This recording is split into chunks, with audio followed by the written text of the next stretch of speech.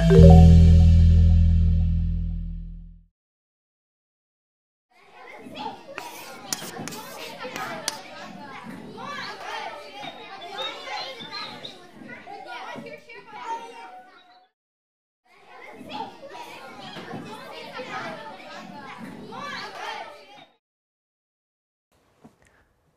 folks, Kainoa Harbottle here. Today in this segment on basic coin magic, we're going to be just talking about one palm position, and we're going to be talking about the basic thing in terms of what makes coins work. We're also going to be talking about a little bit about sizing, because these are all like the sort of starting points you need to think about. Coins I like to think of as the gateway prop, because I brought a whole bunch of coins here as an illustration, and I brought some other props too, in terms of things that you're probably going to work on concealing. If you think about coins, they're nice because they're simultaneously flat and stiff, and so because they're flat and stiff, they're very easy to conceal. If you think about something that is stiff but not flat, like say a cube, a die, it's a nice firm prop. It's easy to grab onto in finger palm, but it also extends, right? It extends out. It's not flat like the coin is. So because it extends out like this, you're left with a lot more that you have to conceal. The hand has to work that much harder at trying to conceal this object. So dice, I think, are pretty difficult to conceal. Balls are like coins. If you think about it, a coin is just a ball, like a circle, right? I mean, it's if you spun a coin, you'd have a ball. It becomes a sphere.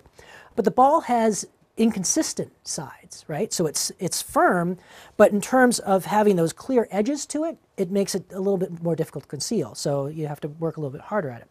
Sponge balls. A lot of people start by learning to vanish with a sponge ball, but I would argue that it's not a great place to start. And that's because sponge balls tend to teach people is that the way you conceal is by squeezing something down really hard. And that's not going to make your hand look natural at all. There are ways to make sponge balls look natural. But I think by and large, a lot of people abuse it because they like, I must make sponge balls very small. And that's not going to make you natural in any way, shape, or form. If you want to learn how to conceal things, the gateway prop is the coin. Because like I said, it has all the benefits of these objects, but has its own benefit because it combines the best of them. So coins are fun, and let me talk about sizing now. I'm going to be teaching you the finger palm. That's the palm that we're going to be talking about through these beginning series. And what I want you to do is think about the size of the coin. I have a lot of guys that come up to me and say, "Hey, I got these coins. Should I use these coins for my magic?" And usually what it is some guy with this gigantic, like catcher's mitt size of a hand, he's got $50. And that's what it looks like, because they have such big hands. And I'm like, why don't you use something larger? And they're like, I didn't know I could or should. Well, you should. The way that I judge the sizing of the coins is by what fits perfectly in between these two fingers, my middle finger and third finger. So you see the dime is, that's too small. You want to make sure people can see your magic. Quarter, better, right? A little bit bigger, but I could probably go for something even larger. And that's why I tend to turn to my friend the $50. Now the reason why you want to get in between these two fingers is that, like a lot of people, I have this problem with windows.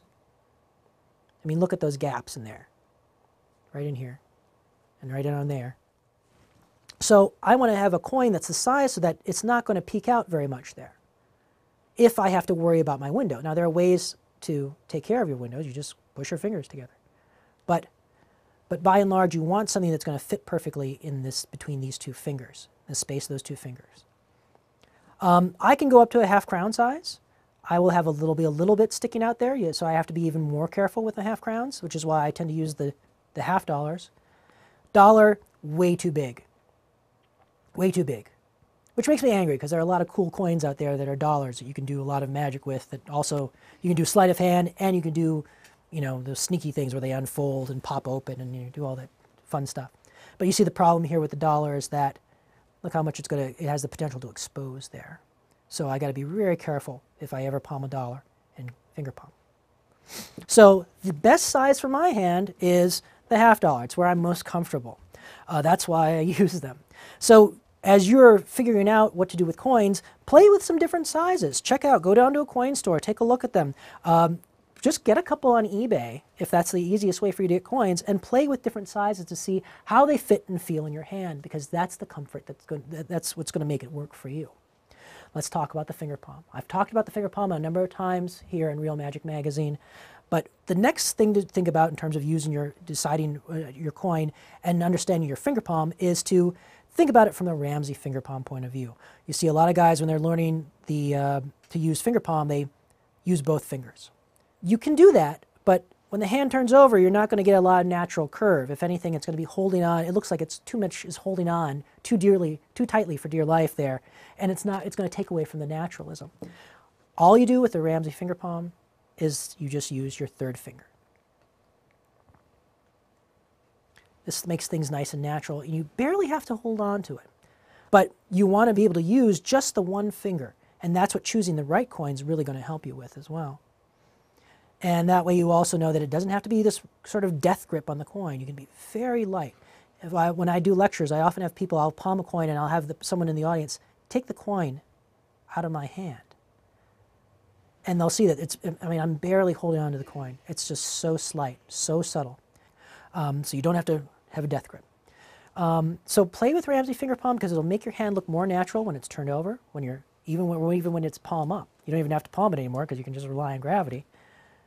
But play with that because it really is an easier way, a more fun way and a better looking way to use a finger palm. So play with finger palm, get comfortable with it. Play with the coin size, because I guarantee you if you're trying to use a coin that's too big for you, it's going to have trouble with your finger palm. If you're using a coin that's too small for you, it's going to have trouble with your finger palm. So play with that and enjoy the coins. So that's our first segment on the basics of coin magic.